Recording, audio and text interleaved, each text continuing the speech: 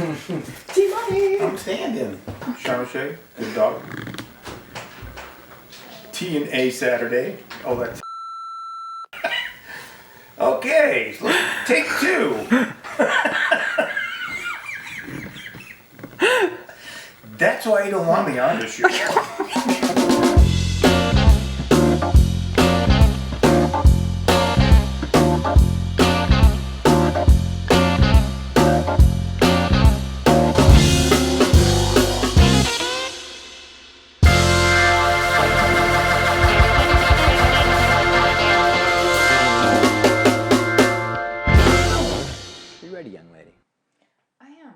Well, come have a seat.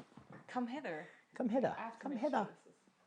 Because it's been a little bit soft, but then What I know has? it's been a little Oh, bit, the volume? a little bit harsh when I'm trying to Oh, do has it been a little volume. overdriven? Yeah.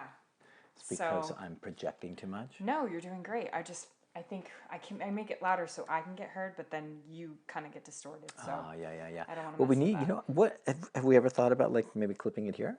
Like splitting the difference? Just to show off your guns? No. Who's that off camera? Tony. Boom man. No, that's not why. Are you sure? No, but I want you to be heard. Look at this guy. We could put it right here. No, I'm totally heard. I'm fine. Yeah? Yeah. Oh yeah. They don't. You guys are good. Okay. Guns, you silly goose, you. All right, hey everybody, guys. how we doing? Hey, how are we doing? Yeah, contrary to what the other host was saying, this is not the. I won't even get into it, but it's a different show altogether. Q&A show. Q&A. The reason why he said that is why. Not because he's a perverted old man. No, because oh my God. Well, there's always that chance, but because his nickname is T Money, because his name's Tony. So we call him T-Money. T Money. So I think he got just caught up in his own name, and he's like, "This is the yeah. T, like and Q, and Yeah. it went south quick." Yeah, it was so real quick. so we got the cane out, we pulled him off stage, and we're gonna try and see if we can. What we got right here is a 747 and a nosedive, and we're gonna see if we can pull it out, pull it out. All right. Anyways, guys, so let me jump into this real quick because we got a whole new thing going on. Yes. Am I right? Yes. Why don't you tell them while I find the I questions? am going to tell them. So Okay. lots of good feedback from you guys. So we're going to jam on Q&A and we're going to make sure it's tight, fun, punchy. We're going to shoot for 60 minutes. Well, we're not going to shoot for 16. I mean, You know what I mean. The show is going to be. Oh, I guess you said. I thought you said we're going to shoot for 60 minutes. I'm talking over her head. Yeah. We're going to shoot for this being in totality 60 minutes. We're going to shoot for the show to be an hour total. So usually it's been 90 minutes. We're going to shoot for 3 days. Yeah. And then we'll cut it down to an hour is what we're going to do. So you guys wanted it shorter, tighter. You wanted more questions, less blah, blah, blah. We're working hard to make that happen while still...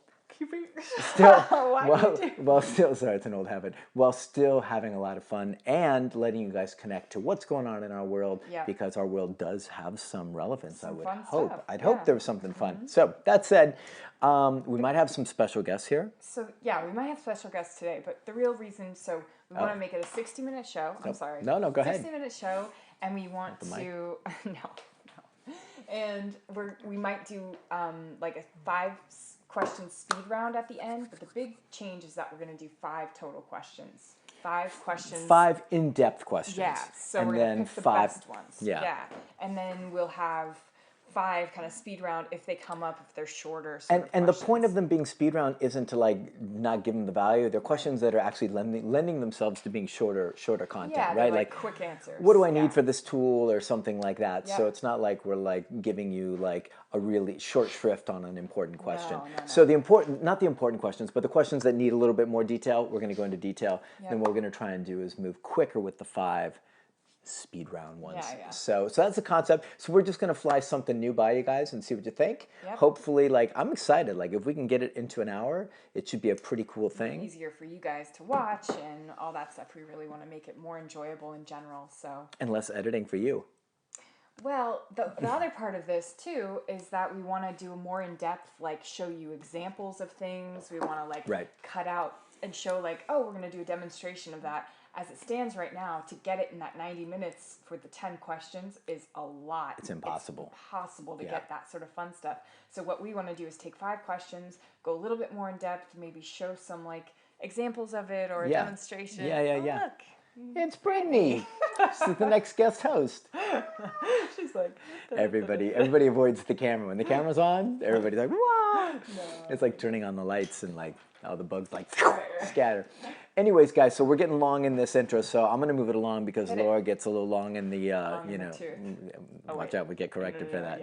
LaDawn will be all over us for that. Long in the tooth means old, not duration long. We know that. We get it. Anyways, okay, so and then other stuff coming up. We've got maybe special guests depending on whether they come out of the bathroom because they might be hiding in there. Yes. Hey!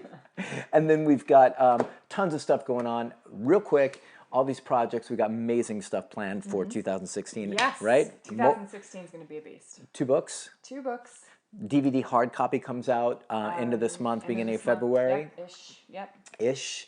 Always hedging with the ish. And Laura's got Coyote and the Pig books coming out. I say books because I think 3 of them are coming out. 3. Which is pretty awesome. Yes. So I'd be keeping an eye on that. So we got some big stuff, and then we're revamping everything for you guys. All the content's going to be different. Q&A, new intros coming. Yep. That's going to be like slamming. Yep. So I'm really excited about that. No, not this week. Next week. But it's badass. It's badass. It's going to be super cool. Anyways, so we got snickering off camera. So that means it's time to move on. Guys, hey everybody, it's Sean from The Good Dog. And this, to my right, is the lovely Laura Morgan with some, what color we got there? Oh, I don't know what this is, but it's some kind bright of aqua. blue. Yeah. I went in trying to get white or like a kind of a cream color, and the guy was like, no. He's like, no. That's a long ways from cream. Yeah, I was like, he overrode you? And he was like, no, it'll get dirty. Like he had all these answers, and I was like, okay. You couldn't fight it. All right. So he sold you on it. Good. I really like the blue looks great. Yeah. Looks good on you. Okay, so let's jump into the first question so we can get this baby rolling. Question number 1. Yes. Of 5 comes from. I feel so much less pressure. I know, it's huge. Comes from Joanne Nelson Smith. Joanne says, I have an extremely fearful rescue dog. Yes. I have a 10-month-old, you can come out, Britt. I have a 10-month-old rescue dog, which we've had for 6 months now. We think she's a black mouth cur mix. She had no socialization of people, and we've had difficulty getting her socialized.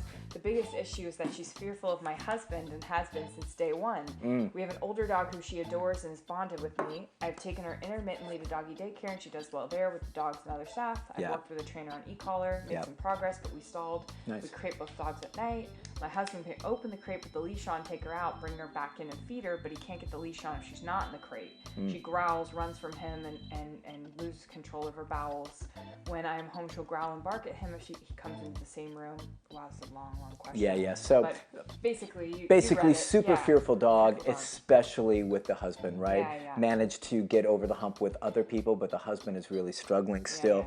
And this is something we've seen multiple times with clients. Ruby 2 comes to mind. Yep. Ruby 2 was a dog that was super fearful, and the husband struggled the most. The kids that were all the girls in the family, and then the wife, they all had an easy time with her, but the husband really, really struggled. So here's what I'm going to recommend for you, and this can be a hard one for folks, but I do food work from your husband. Now, that doesn't mean just treats. Food work means your dog only eats out of your husband's hand, and it's the kibble that your dog normally eats, not high-value treats, just kibble. And your husband offers your dog that kibble, bless you, a couple times a day. Bless you. We're trying to shoot a show here. A couple times a day, and if she's not into it, she's not into it. Now that can sound harsh, and a lot of people can be like, "Wow, she's not going to eat. She's going to be freaked out. She's going to, starve." No healthy dog is going to starve themselves. There will come a point where the hunger will override the fear. And I know you already said in your post that there are occasions where the dog will take treats from your husband. So it's not like some unthinkable, unbelievable thing, unfathomable, I can't say that. Unfathomable. Thank you. Unfathomable thing. It's something that is possible, but it's only happening like when the moons align. So I'd say let's make the moons align by doing food work. And like I said, withholding food except for out of your husband's hand, and offer it a couple times a day. And don't be surprised if it takes multiple days for your dog to finally reach that hunger point where they say, I'd rather take this food from the husband than I would like, because basically what you've got is you've got this thing of like discomfort versus desire, right? I want the food, but I don't want it that bad because I'm pretty nervous, and so the nervousness overrides. So, but at some point, it starts to go like this, right? The nervousness starts to get less, and the food desire starts to get more, and then you kind of have this overlap where it shifts. So that's one of the big things that I would do. And like I said, just regular kibble, no high-value treats. And then the other thing, you said that your husband's not doing e-collar work because you weren't sure about making it worse. The cool thing is, if you guys do e-collar work and if you've got a strong recall with the dog, have your husband do recalls with the dog. Put a long line on her or him, and do recall. I think it's a girl. I think it's a female dog. And then just do recalls to your husband over and over and over again. You can offer food each time the dog comes to the husband. But if what I want you to think about is it's the same concept as the food thing, except now we're using a different tool to create that, right? Dog says, I'm more comfortable away from the husband, so I'll stay here. E-collar says, I'm going to make it uncomfortable for you to be away from the husband. The closer you get to the husband, the more comfortable it gets. And the dog starts to shift its perception. Psychologically, it starts to get into a different mode where getting close to the husband feels good. It feels good. It feels good. And you pattern, and you can get a lot of resistance. Like with Ruby 2, it was really challenging. Like she did all the same stuff. Empty your bowels. I'd come around the corner. She'd be like, I'd be like, oh, Ruby. Run into the crate. Yeah, run into the crate, and I'd have to fish her out with the e-collar. But we just stuck with it, and I didn't feel bad for her. I wasn't uncomfortable about asking more of her. I just said, I need you to come to me over and over again. And eventually, me and her became like best buddies. Right? I mean, you can watch the videos. They're still on YouTube, and it's awesome stuff. So it's totally possible, but it's going to take some work, and it's going to take you guys kind of like sticking out some of the tougher stuff to override this fear issue stuff. So hopefully that helps. Yeah, good luck. That's keep us tough one. posted. It is a tough one, and it's going to take some time, but keep us posted and let us know if you see some good results. Yeah. Because I know it works. Cool. Thanks. Cool.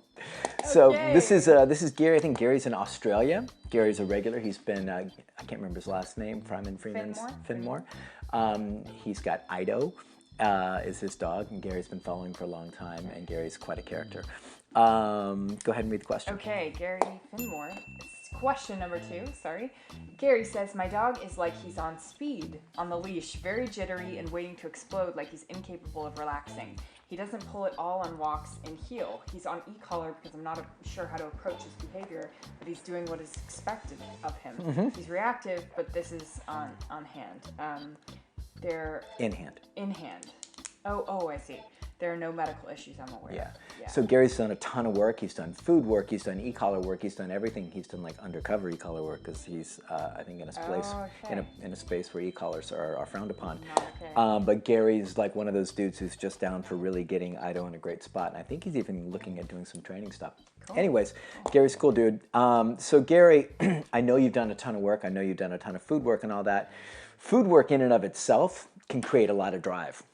A lot of arousal, a lot of excitement. So that's the main reason why you don't see us using it, because that's something we're working hard against. Most of the dogs that come here are struggling with that stuff. So if we were doing a lot of food work on the walks, which a lot of people do for attention and focus, you end up with these dogs that are like really amped up and really go, and that's not what we're looking for. We're looking for calm, relaxed dogs. Now, that may or may not be part of your issue with Ido, but it's something to look at. If you're doing food work on the walks, I would probably ixnay the food on the walks and see what that creates. Secondly, sometimes you just get a dog that's super duper high drive and edgy dog, right? So I mean, like Polar Bear, I always bring up Polar Bear always makes an appearance in every episode. Polar Bear was one of those dogs, high drive shepherd, that like was absolutely immaculately trained and knew everything, but was always like coming out of his skin, right? It's just who he was. Your current dog, I won't say he's coming out of his skin, but there are some parallels there, right? He's 9 years old and he's coming out of his skin. Right. So There might be an owner. Well, we won't get into that. Anyways, but Cujo has the same kind of thing. Cujo walks in heel. He's he's like highly trained. He's Schutzen 3, if anybody knows what that means. It's crazy the kind of credentials he's got. But he's still like you know, he's still revved up. Yeah. It's part of his genetics. So Gary, I think either it's been the training that's caused more elevation and or escalation in arousal, or it's genetics, predispositions that's caused it, or a combination of the two. So I would look and see what you can get out of that. I would remove all of the things that might be causing the arousal, like a lot of the food stuff. I'd slow the walk down. Whenever we have guys like that, we slow the walk down instead of marching. Everything down. Yeah, instead of marching really fast. Yeah, great point. Everything we do, from like recalls in the house, will like actually like stand in front of the dog and like recall them to us slowly. They have to do everything slowly. Walk. I mean, I'll crawl on walks to teach a dog a different gear of how to walk. Duration work. Anything you can think about that's going to slow the mind down, because like getting these dogs to speed up and be amped up is really easy for them, but getting them to relax and slow down is the hard stuff. So I can't guarantee you how far you'll get with Ido, because some of it might be just a genetic predisposition, but there's definitely some things I would do, and slowing everything down would be one. I would probably ditch the food work on the walks. And anything amping you want to ditch. yeah, and also your vibe, right? So I haven't met you, so I don't know if you're out there like if you're out there on walks and you're like heel, sit, like if you're kind of like amped up, or you've kind of got like an edgy personality, you could be feeding some of that stuff too. So something that we always talk about is that if the dog is like up here, you want to be down here. So literally, if I'm working with a dog, like right now I'm talking kind of quick paced and I'm kind of animated. If I'm working with a dog that's quick paced and animated, I'll be like this. Heel, sit, down. I'll completely change my energy to pull the dog in that direction. So you may already be doing that, but if not, that's another piece of the puzzle where you can pull the dog in that direction, make sure that what you're sharing is also pulling the dog in the direction you want him to go in. Yeah. Anything to add, young lady? No, that's great. Aqua blue nails? No? All right. No, Thanks, nice Gary. work. Let us know how it goes. Yeah, thanks. All right. Yep, go ahead. Question number 3. Number 3. This comes from... Hey! We didn't do what episode it was. Oh, no! Can we...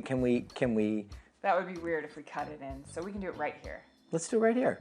Episode number... Oh, you always say that. I'm sorry. Say it again. You see what happens? She gets some fancy nails. I'm like, hey, it's my gig. Hey. We'll be renegotiating your contract soon. Hey, guys. So this is episode number... 65. Right? I think... should really show the nails when I do that. What? Yes. Okay, I'm sorry. And the guns. Yeah, Anyways, okay. So 65, we got that out of the way. You go. Okay, question number 3 comes from Nita Hope. I need a hope. I need another latte. I need a coffee. She says, hi guys, thanks so much for the helpful work you do to teach us how to encourage confidence in our dogs. You're welcome. I have a 2-year-old Cane Corso. A who? A Cane Corso. As in like Connie Francis? You say it. I like to call them Kanye Corsos. No, you say it for real. A Cane Corso? Cane. Cane. Okay, so it's Cane Corso. It's got a little accent. I don't know to what it. the hell I'm saying. A Cane Corso. I just think you call him Connie, and Yeah. I just love it Because because I it used to reminds call me of it my Cane, and then- my Aunt Connie. Oh. Condoleezza Rice. Yeah. Condoleezza Condoleezza Corso. All right. All right. We digress. Yes. This is He's- not going to make 60 minutes. He's sweet with a bit of dominance, but not a lot. A But bit. lately under stress, for instance, with loud, unpredictable noises like fireworks, he'll exhibit referred aggression, like snapping I aggressively think that's at redirecting, Oh, okay, like, yeah. unless he's signing a referral paper. Deferred. Like, I think it's more like deferred. He'll snap aggressively at other pack mates. He's never exhibited this toward me or any family member, and it's out of character up till now, but it also seems to follow some resource guarding. The only change is that I now have a housemate who I recently caught yelling at the dogs. I've had a stern discussion with the housemate. He can stay and behave or leave. I don't care as long as that behavior stops. What can I do for him? It's hard to replicate unexpected loud noises, but there are places I can take him, like auto body places that are loud. Yeah. Do you have suggestions on how to treat this and guarding? Nita, you got a whole bunch of stuff going on, Yeah. Nita. Okay, so I wrote some notes for you about you and your Cane Corso and Condoleezza Rice Corso. So first thing I'd want to know is... Political, We're not affiliated. political. Right. Yeah. I would want to know what tools you're using and what training you've been doing with your dog. So I think what she's talking about primarily, Laura, correct me if I'm wrong, about walks, being around noises that are loud, noise. disturbing, surprising noises, Yep. and then redirecting on the pack on walks, correctly? No, Correct? this was actually in the backyard. What's in the backyard? Yeah, this happened in the backyard. Okay, so either way, It's out of character for him, and it also seems to follow some resource guarding. yeah, okay, so he's probably just not in his best space overall. So I would say that you need to do a full course. I mean, like I said, I'd love to know what you're doing as far as tools and training, Yeah. but you don't mention any, so my suspicion is you're probably not using, Yeah. I don't want to say you're not using anything, Yeah. but you're probably limited in what you've been using. So that said, my big suggestion, if you brought that dog to us, would be that we would be doing e-collar training with the dog, right? We would want to do recall, sit, down, place, e-collar, heel. Not just so we have obedience, but so we can affect state of mind, so we can slow the dog down, calm the dog down, get the dog into a respectful zone, get the dog into a space where he understands that he's accountable for behaviors, that there can be consequences for crappy choices, things like that. Resource guarding, I'd work on that. I've got an out command that just came up on YouTube. You can follow that once you do e-collar training. Yep. Get rid of that. Yep. All of these things, like all these little pieces, you put them together and you stack them together, and what you end up with is a dog that's less stressed, less anxious, less reactive, and less just impulse deficient, right? So what we tend to see is a lot of dogs that come in that are stressed, anxious, and kind of on edge, and then they just make poor choices. They just, you know what I mean? Yeah. They're There's symptoms. They're all just like, oh, okay, like if I'm anxious and I am uncomfortable about like just the world in general, of course, little things are going to set me off. I guarantee you he's not like perfect dog up here mentally if he's getting triggered by that stuff. Absolutely. We just never see it. And it could, something, we've heard some random stuff, but for the most part, 99.9% of the time, when a dog has a certain thing that kind of sets them off, there's some other stuff that's not great that can, and I don't mean like everything's not great, but just some other stuff that can be controlled. Because the loud noises, you could take them to an auto body shop all you want, but then all of a sudden you have a fireworks show, like you said, and it's totally different than the auto body. So what you want to do is get him more in a mode of listening less to impulse and listening more to you and listening And the less training. to Yeah. What Laura's saying is really right on the money, and that's really our prime objective with dogs like this. That's why I said do a full comprehensive e-collar program, because the whole thing, like, we're working with, a couple of like nervous, insecure dogs right now. The whole concept with these nervous, insecure, edgy, stressful, anxious dogs is, Junior, I'm coughing away, is to get them patterned enough to where the training overrides the impulse. If you can hold on to anything and take anything away from this moment, this interaction, that's the most important thing. The whole goal is that instead of your dog reacting to whatever sound that he's hearing that's freaking him out, instead he reacts to the training and he knows, okay, mom just called me over here, or she's got me in a down, I can't move, or I know that she communicates with me if I start to misbehave and lets me know that I'm not allowed to do something. Right. So, but the whole trick is, like Laura was saying, you don't want to just like put the dog out there and then start correcting for that stuff. The magic, what she was saying, is it's all symptoms. Yeah. The magic of what we're talking about doing to create better reactions don't happen at the fireworks or the body shop. They happen in all the work you do inside the house, and all the work you do on the walk, and all the work you do in the backyard, where you teach your dog to listen to you, to be deferential, to be polite, to tune in and to listen to whatever you ask and be highly accountable. All of those factors create a balanced, stable, a dog that's habituated to stress and can handle it, rather than a dog that's like, whoa, this flips me out, and now I redirect on another dog. Yeah. So it's a lot of work. And, it's not for everyone, this kind of stuff. Like, if you're trying to get this stuff handled, you can contact a pro to help you out. a balance trainer to come in, do e-collar training, teach your dog all the basics to get his mind right. You can watch our free videos on www.thegooddog.net, and they teach a lot of this stuff. Or our new e-collar DVD download streaming just came out Christmas. You can check that out, and that'll walk you straight through the whole program of how to do that. It really just depends on how much you want it, and how much you want to try and resolve it. So the just real quick before I was just going to say that if you don't, chances are pretty good that it'll just keep getting worse. Yes, chances tough are dogs, like too. symptoms, like Laura's saying, these symptoms don't subside. They just tend to stack and get worse. Or we can stack good behaviors and they get better and better. So go ahead, say what you're going to say. I was just going to say the other thing that I don't know if you've mentioned yet. I've been listening, but I'm trying to stay it. But check your other dogs. So I know it sounds especially because it's just random stuff, and I'm sure it's happened like 2 times out of a billion, right? But if those other dogs are causing any sort of like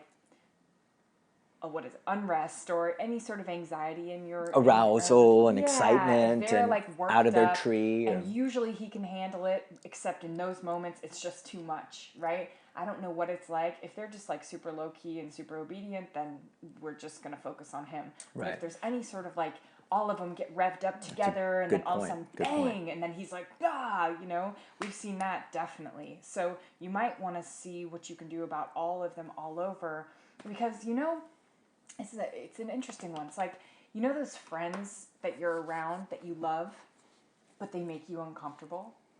Like, that's what sometimes we see with like dogs that come in. They're in a household. It's like they all get along, right? But they actually the other dog might make them uncomfortable. They're just more prone to like some anxiety. Make like, them more edgy. Totally. And it's a funny one. I hate to bring it up, but my dog Hercules is super low key, super good, super all this stuff. And Cujo's a little on edge. And when we're in our house, it's lockdown time because I don't want Herc to feel uncomfortable. I don't want it to be like you're in a room with someone who's like, Hey, you want to do something? Hey, what's going on? Hey, like, how'd you read this book? Yeah, and you're like, oh my gosh, this is my life. Like, I want Herc to be totally comfortable. Like trapped in a prison cell with like a maniac. Like, You're like, ah! And that's Cujo. But it's like something where if I A sweet maniac. Yeah, he's totally sweet natured. But if I let it go all the time, I could see Herc. I've seen him a couple times when they are doing play stuff where Cujo pushes it. He's like, knock it off. And I could see if I was just like, oh, I'll just let Cujo like run the house and just be silly, and even though that means totally well, I could see Herc being like, look, I'm done with this, So just watch that too. I don't know what those other dogs are like, but it's just something to think about. I think that's an awesome point, and that's why we'll renegotiate your contract in a again? positive fashion. Yes, you're back on board. So that's a really great response, in addition to what I said, because without if we could see your dogs, we would know in a moment, and we'd be like, oh, it's that, Totally. and that's causing your dog to always feel send a uncomfortable. video. You can always send a video of all of them together. Absolutely. But it's hard without seeing. But Laura brings up a great point, because if the other dogs are amped up at all, or even one of them has kind of got some stuff going on, you could be lifting the other dog up and lifting him off or up and causing trouble. So anyways, the real answer is train that dog no matter what. Like, if you really want it to happen, e-collar train that dog and make some magic happen up here in his head, so he makes better choices on his own, regardless of what kind of silliness is going on in his environment. I hope that makes sense. Yeah, cool. Thanks. Okay, guys, we're about to jump into question number 4. Yep. But I just wanted to bring up, if, we say every week, like, hey, if you want to send videos, and we rarely get them. Like, Tara Isaacson sent... Tara, I always do that. Tara Isaacson sent an updated video, which is awesome. If any of you guys ever want to send videos to us, you can email them, but most likely if you've tried to email them, your email tells you, oh, that's too big of a file. So the best thing you can do is sign up for Dropbox, which is free. You get a gigabyte free or something like that. So that's like a video or 2. That's like, actually, you might get more than that for free.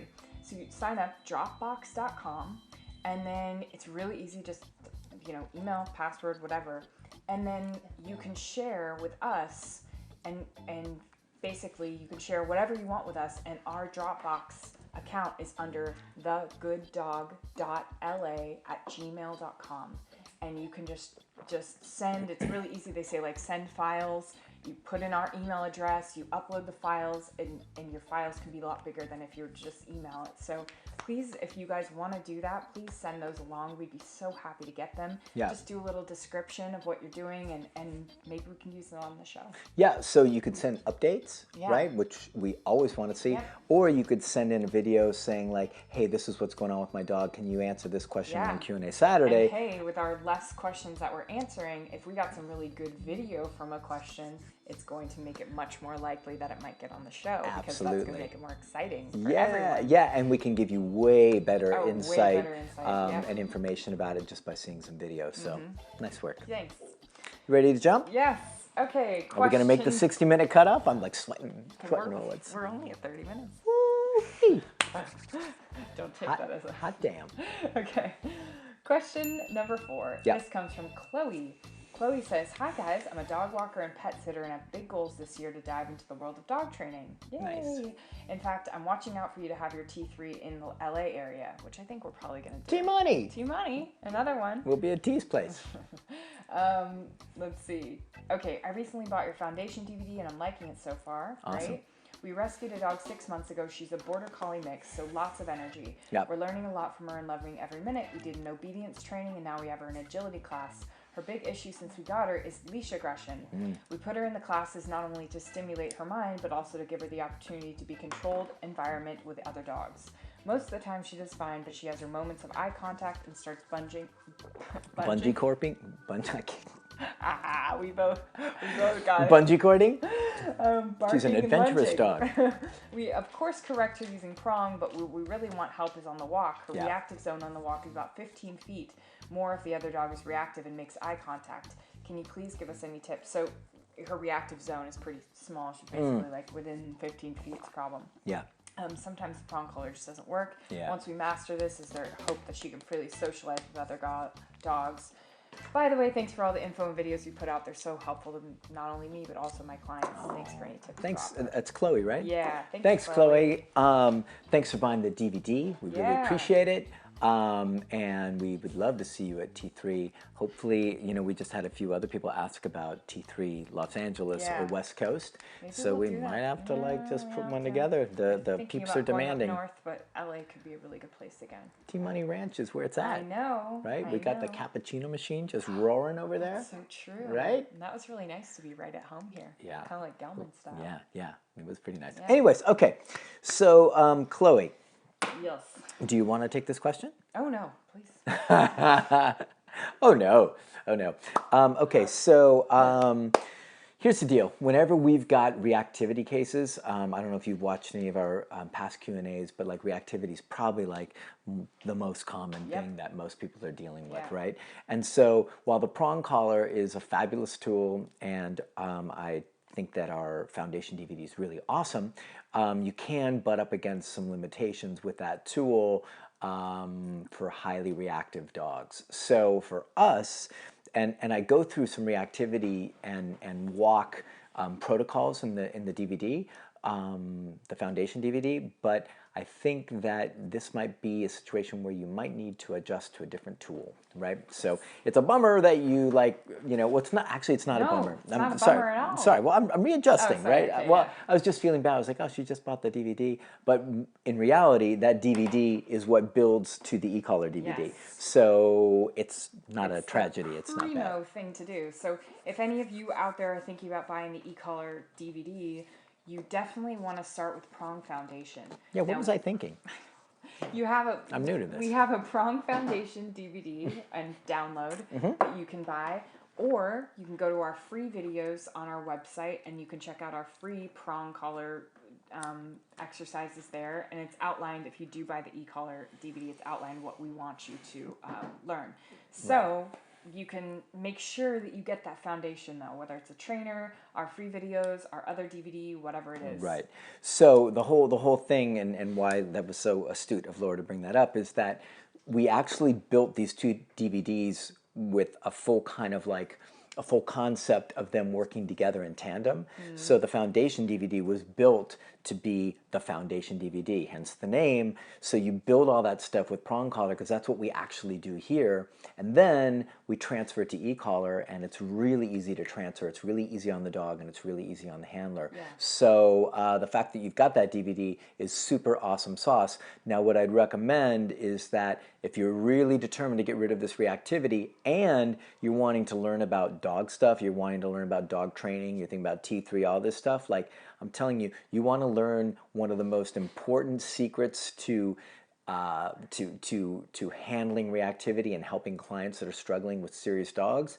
E-collar heel is probably the most important tool that you could utilize to curb reactivity issues. So for your dog, but for anybody else that you want to help, you'll see crazy different results, right? So what I would do is I would, so like Laura said, there's free videos and there's also the download for the e-collar stuff.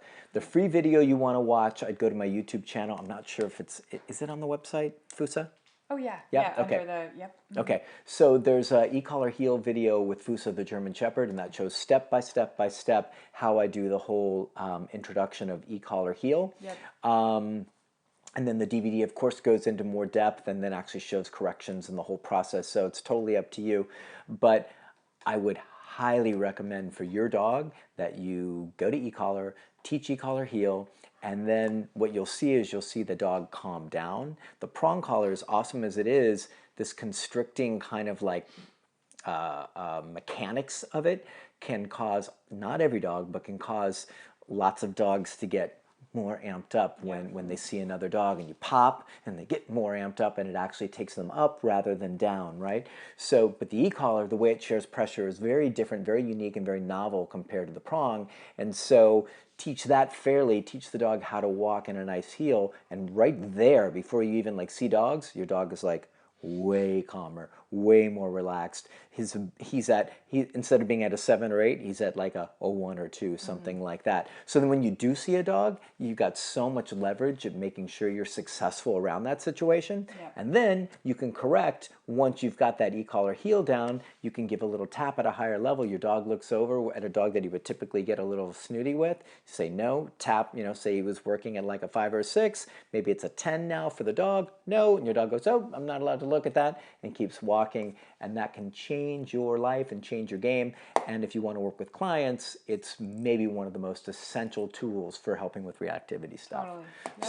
So that would be my recommendation with that. And I think I covered. For just your dog in general, like just e-collar stuff. Yeah. And if you want to go to a T3 and you want to get a jump on everything, getting our e-collar DVD or working with a balanced trainer who works with that stuff and does that full program, there's no better way to get a handle on what we're going to be teaching there and what we're going to be teaching you in terms of making your clients successful. So yeah, get started now. I think what Laura said is really right on the money. Like, regardless, if you're going to come to T3 and you really go through the foundation DVD and you also go through the e-collar DVD, you'll be way ahead of the curve. But if you decide even that you don't want to go to T3 and you go through both those resources, you'll be really set to be able to help a lot of people. Yep. So Definitely.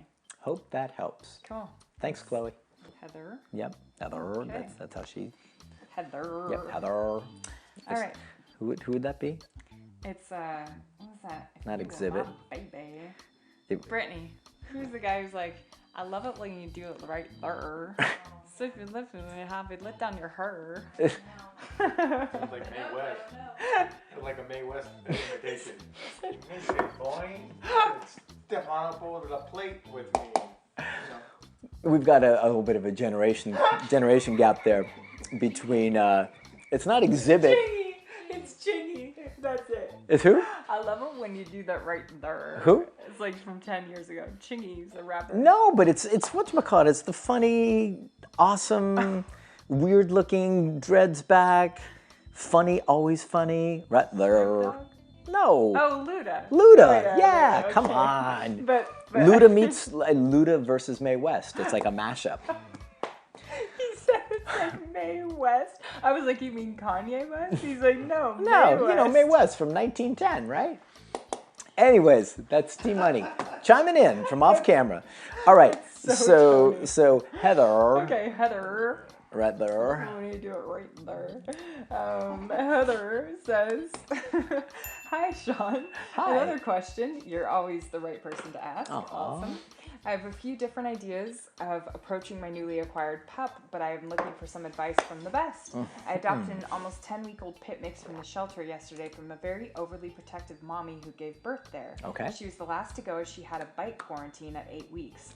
Clearly just puppy teeth, but she's very tenacious. Yeah. Friendly puppy, but completely fearless, like flies down a flight of stairs, tried to climb a tree, also doesn't care doesn't care when my dog corrects her, she doesn't back down. I let my well-balanced dog play the mother role with her because I know she will not harm her, but she's almost too docile and the puppy gets more and more intense, almost looking for a correction, but my dog won't do it. I don't know how, because she literally turns into Satan and is hanging off her face. My other dogs would definitely be too intense with snapping at her. They're older and wouldn't handle being chomped on the face like that. Her go-to move, like a gator. I usually stop in and correct her when she's gone off the handle. My dog won't do anything because her state of mind, even as a puppy, is way too intense. Right. I'm curious to how you would go about working with such an assertive, chompy gremlin puppy. If there are any specific things to help ease her into the whole pack without her head being chomped off. I want her to understand to back off instead of backing down. It's hard that she's so young and tiny, and I want to get her off to a good start because it could easily go in a terrible direction. I guess I'm not sure about the level of correcting at this age as my other puppies have been more timid. So 10 weeks old. Heather. We got a problem right there. And wait, let me ask you, why did you add questions here? Because Heather and a few other people posted in the wrong spot, and so I moved them over for them. Oh, okay. They put them on the Q&A. But we the gotta be actual careful. episode. So if you guys put it on the actual thing, make sure you're putting it on the black and white picture that says it's Q&A Saturday, not on our update, not on our video that comes out. I've already admonished them. Okay, I'm not trying to admonish. I'm just saying, like, you can't do that every time because you may lose some. No, I know, but I'm just trying to be helpful Yeah, when I have the course, chance. Of course, but I'm a don't helpful think. guy. I guess my point is, like, if you write there, Don't think that I'm gonna just do that for you. No, if you write it there, don't automatically assume it'll get bumped there. That was just Sean, like, finding some time to do that. But just always ask your question on that black and white thing. Yeah, I think a lot of people get confused because Yeah. they come out the same day. Makes total So sense, I yeah. put in really big writing, like post your comment here. Yeah. But I know it's like it's an Yeah, easy one to get sorry. confused on. Yeah. So Cool. anyways, okay. So Heather, this is a challenging one because the dog's so young, right? So, but at the same time, we don't want to let this dog get away with this. We don't want to start patterning. We don't want to start patterning that your pup can like rule the world. I mean, if you're already calling him Satan, imagine when Satan's like a year or two old, he'll be like, oof, man, that's going to be some stuff. Yeah. So we have a couple choices here, right? Like at 10 weeks, leash and prong, dragging around might be hard for that small of a dog, that young of a dog, unless he's like really burly. But what I would do is a couple choices. So, and it really depends on your other dogs for the first option. The first option would be pet convincer, and if you're like Satan may not care about pet convincer. Satan may be like, oh cool, like breath freshener. But pet convincer, if it doesn't scare the hell out of the rest of your dogs, could be something that causes him to break and not do it. My suspicion, probably not. Yeah. But that's the easiest, that's the easiest way to go, cheapest, like give it a shot. But honestly, what we do with any socialization stuff, it's not just us, it's most like balanced dog trainers. Yeah. And it sounds weird and it might sound harsh, especially like this has to be taken in full context. If people take it out of context, they're going to be like, that guy's terrible. But we're talking about a puppy that's really, really misbehaving and really bullying the other dogs and developing bad habits that at adulthood could be dangerous behaviors and get himself into fights and all sorts of bad stuff. So that said, what I'd recommend is, did you order Indian food? No. Could it be CC making an appointment, making an appearance? It's just a delivery. Anyways, so real quick, so what I would recommend is you ordering a dressage whip, right? Now, a dressage whip you can get from Tractor Supply, you can get from Amazon, you can get from any horse tackle, anything like that. And it's a whip, and it's got a little drop on the end of it, and everybody I know that does, socialization work around dogs, they tend to use dressage whips because they work so nicely. They extend our reach. Yeah. They allow us to kind of navigate and move dogs around. So it's not just a corrective tool. Yeah. It's also something that we can move them around with. It's like extending your arm, really. Right, very long. But here's the thing. So whenever we have like obnoxious, pushy, bratty dogs that are being inappropriate with other dogs, we have to communicate to them if the other dogs aren't going to do it or if it's going to create a dodgy situation. Right. And it's really simple. The dressage whip, a nice pop on the rear, and the dog so imagine you're out there. Your dogs are doing their thing. Satan gets latched onto the other dog. The other dog's like, how did I end up here? You calmly walk up. No, pop right on the rear. And then let the dog tell you what kind of pop he needs, right? Some of these guys are really tough. You pop him and he's like, right? Or pop and he totally whoa, that's enough. And and I get it. Let him tell you what works, just like e-collar work or prong collar work or anything like that. But the dressage whip can be a game changer, right? So don't let it freak you out. Don't let it feel like it's abusive. And if you go around and tell your friends that you're using a dressage whip on your puppy, they're probably going to be like, wow, you're a horrible person. But you can use them. Guys, what's going on over here? A little dance going on? Sorry, we're trying to shoot a show here. Okay, quiet on the set. So even though it sounds really rough, you can use it really humanely, and you can give them a little wrap on the rear or a big wrap on the rear if Satan needs it. And what you'll find is that the dressage whip will start to really curb that behavior. Yeah. And you can just walk around with it. You won't need it forever, but you walk around, and Satan will be like, see that? And I'm just gonna temper my behavior a little bit. And like I said, it's really easy to use, and it's very humane. Your dog's not going to be freaked out or scared from you. And especially this dog, who's so resilient. I mean, if you were saying he's a nervous, fearful dog and he's scared of everything, I'd say, okay, maybe we need a different approach. Yeah. For this guy, he needs a little bit of accountability in his life to taper it off or take it back or shift gears and calm himself down. So that is my suggestion. Nice. Yeah. What do you agree? Yes, and Anything you'd add? in a few weeks, it'll be Leash fine. and prong? Yes. I mean, right now, I don't know if you guys are doing any obedience. I would say you could be doing some obedience with a slip lead and just getting some He's so close. accountability. He's a pity, right? Yeah, he's a pit mix. Pit mix. So doing a little bit of basic obedience just with the slip lead, just to get some accountability of I ask you, you do this, it's just going to change his mind just a little bit to more less blah, I do whatever I want, to wait, I do what you want a little bit too. So doing that, and then at 4 months, you start adding in that. I mean, I'll put a prong collar on a dog. Good grief. That's crazy. I'm just kidding. I'll put a dog on a prong at 3 months. Yeah, 3 if months, they need it, if they're start really doing crazy. Basic obedience. Yeah. 3 months with the prong, layering that on top of the work that you did with the slip lead, and then at about 4.5 months, add e-collar. This is the dog. You can do it at 4 months. 4 months. Yeah. To start e-collar training this dog so that he's super. Because you think it's bad now. She's right on the money about that. Just get going. Just Yeah. get ready. So adding an e-collar at 4 months. Doesn't that make you feel good? No, Does that make you feel comfortable? I don't want to.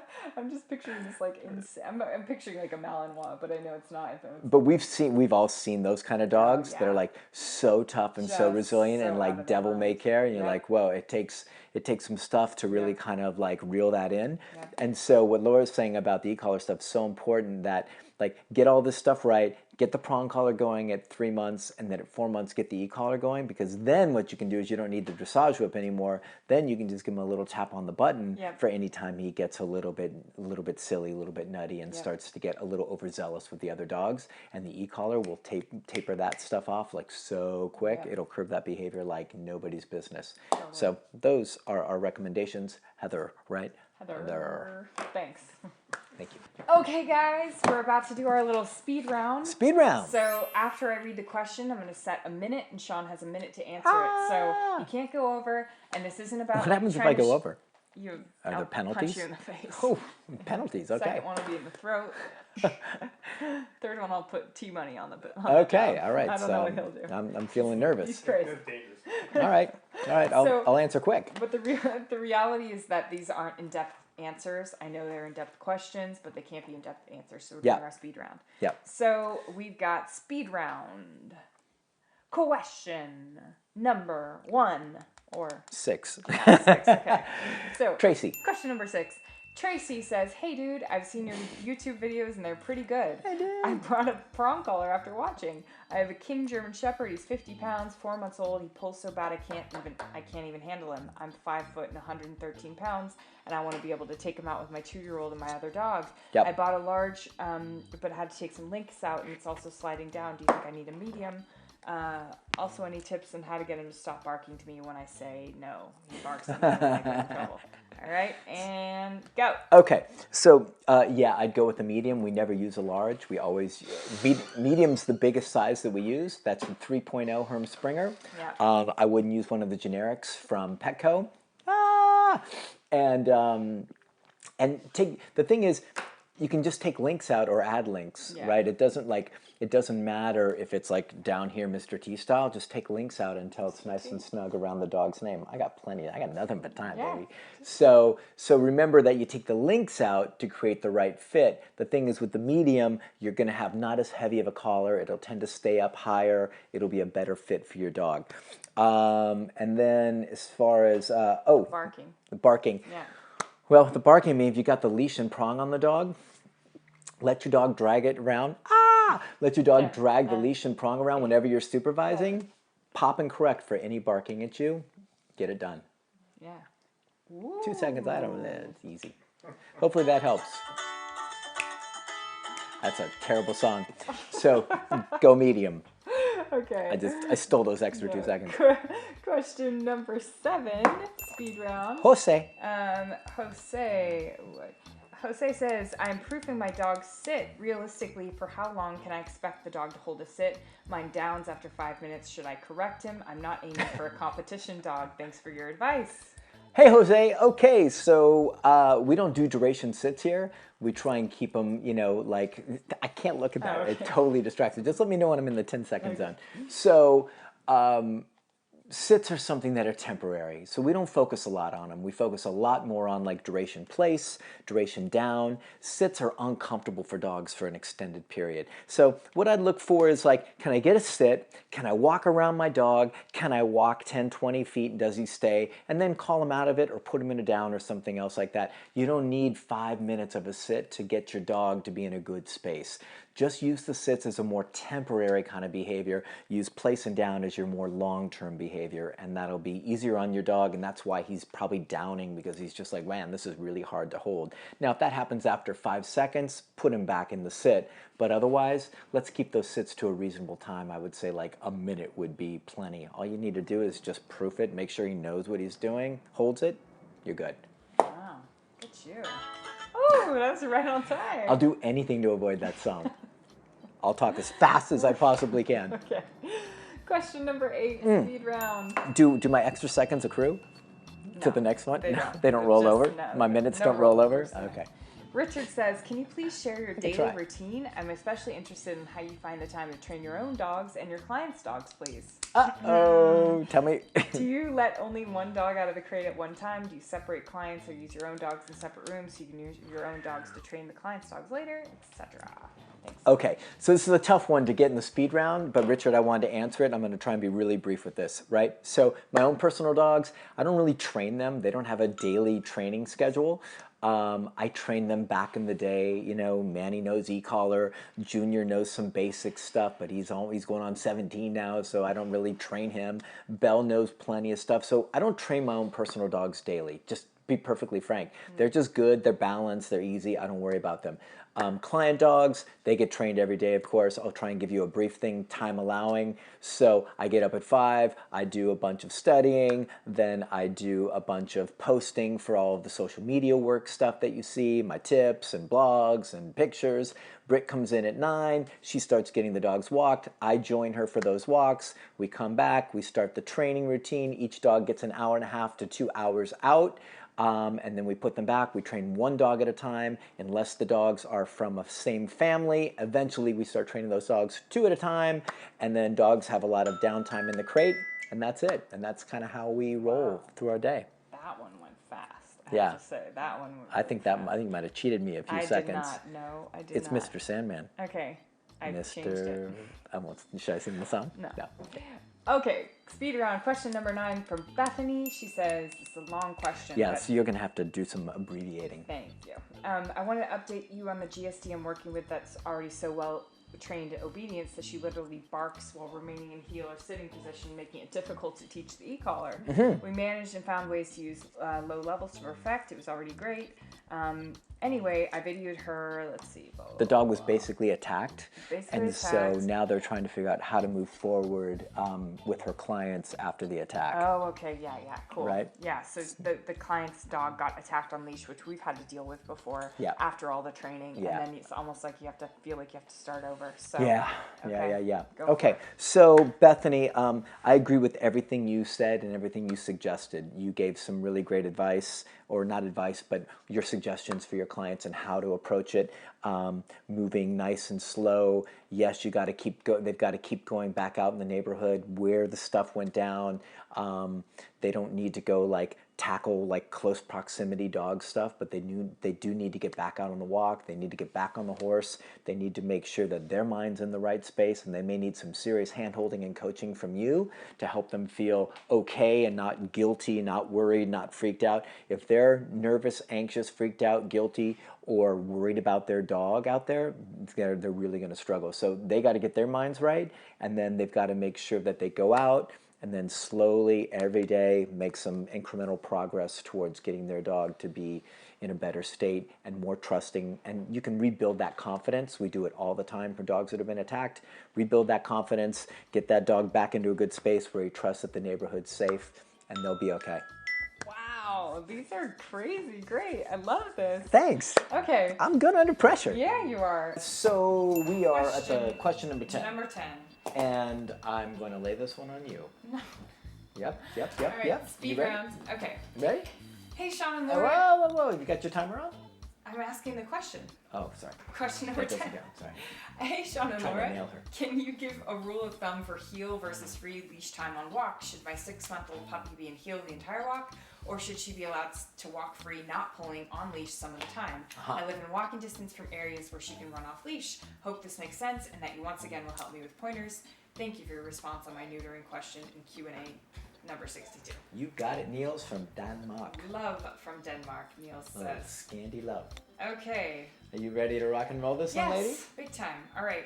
And What? action. Go So, ahead. Niels, we have basically an 80-20 rule or a 90-10 rule for the walks. So 90% of the time or 80% of the time, your dog's walking in a nice structured heel right next to your leg, just like you've been doing. And then 10% or 20% of the time, whatever you decide to do, you kind of let the leash go out and let him go potty, sniff, and do his thing. But basically, we just don't want dogs sniffing or pulling to every bush and all that stuff, or owners thinking that dogs need to go to the bathroom 20 times on the walk. Right. Another thing that you can do, you have here, I saw, if you can do safely off-leash stuff with your dog, if your dog's fully e-collar trained, you could also I don't think he can use the e-collar. Oh, okay. I don't think so. Okay. But I think he's got a safe kind of off-leash area. If there's a safe park, where it's all enclosed and you're safe and it's legal and all that stuff, and you want to do that, you want to have your dog kind of go off-leash and do his thing, that's totally fine. I do that with my dogs as well, and walk them in a structured heel. And that's it. So, Mr. Sandman is sending us to sleep. So Laura really answered that really nicely. Laura actually takes her dogs and does a really cool thing, which is structured walk on the way to do you do it on the way to the park, or do you just do you drive them to the park and then structure walk them for a bit? Or I do a structure walk at home in my neighborhood, and then later I'll take them to the park and let them go free and do their thing. Right, so you kind of best of both worlds, right? Yeah. And I think that's a really cool thing for you, Niels. So make sure that you understand the 80-20 and the 90-10 is really about creating the right state of mind, getting your dog into a space where the walk is a mission. The walk is really it's not just a free-for-all. Yeah. Get him into in the right gear with that. And then Also, give him this free time to potty and sniff. He only needs a few seconds for that. And then, like Laura said, like you kind of got the best of both worlds because you can like go off leash and you can have the freedom as well. Yeah. So if you balance that really nicely, like boom, we got a great heel when we need it. We can walk through like city streets and da da da da, and then we can go off leash and have fun. You got it made. Yep. You really do got it Yeah. made. So that's pretty great. And I think we just We're made right it on the money, on the T-money. unbelievable. And it's T-Money's birthday, and we're taking him out for Indian food. Indian we're also food, doing Indian food. our monthly TGD team meeting, which is Which, awesome. the only sad part is we miss CC. Yes. Because we're going to Indian food rather than having it delivered, so there's no Hercules. So you guys will just have to imagine CC like blazing through the door here and raising. Does everyone complete like hell. CC? Are we all cool with him like being like the most important part of our world in general? He's the sweetest man in the world. Yeah, ever. So and yeah. he's obsessed with being on Q&A Saturday. He's never seen it. He's ready to guest star. He shows up and he's like, camera? Like he like is so excited Yeah. about the camera. Yeah, And he wants to be on the show. Yeah. he's So awesome. guys, let us know. This is the maiden voyage of the 60-minute, Yep. right? The 60-minute episode. Let us know what We you tried to be like punchy, quick, sharp, less gabby, and still trying to strike that balance between like giving you really good value for your questions, Yeah. but hopefully entertaining a little bit, maybe get a chuckle here and there, and share a little bit of what's going on with us here at the Good Dog. Let us know what you think. If you like it, if you hate it, let us know, and we'll adjust from there. But I think it's a pretty cool little format we got here. So guys, we love you very much. We will see you next week. Yep. Laura Morgan, thank you very much. Yes. You pulled out that last And- question nicely. And these guys got off easy. Yeah, the T-Money and Britt were supposed to be on the show. Guys, get over here. You want to come say hi? Yeah, come in. Come here. Come say hi. On. Brittany Come put on. on makeup and everything. Get in here. Come on. T, you be there. You be me. Here you go. Because we always talk about you guys. Yeah. So introduce yourselves because we always talk about you. We've got Hey everybody, it's Brittany. And this is I am Lenny. Tony. They call me T-Money.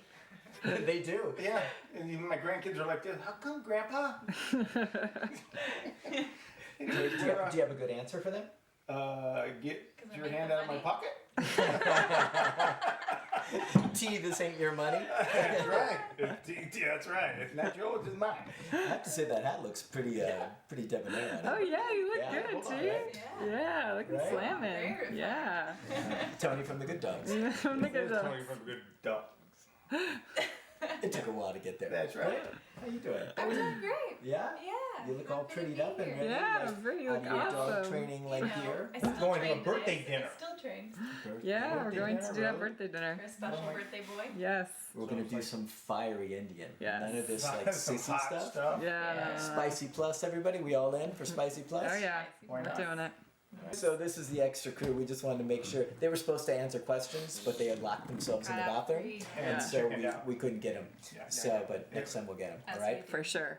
100%. All Thanks, right. guys. See you guys. Bye.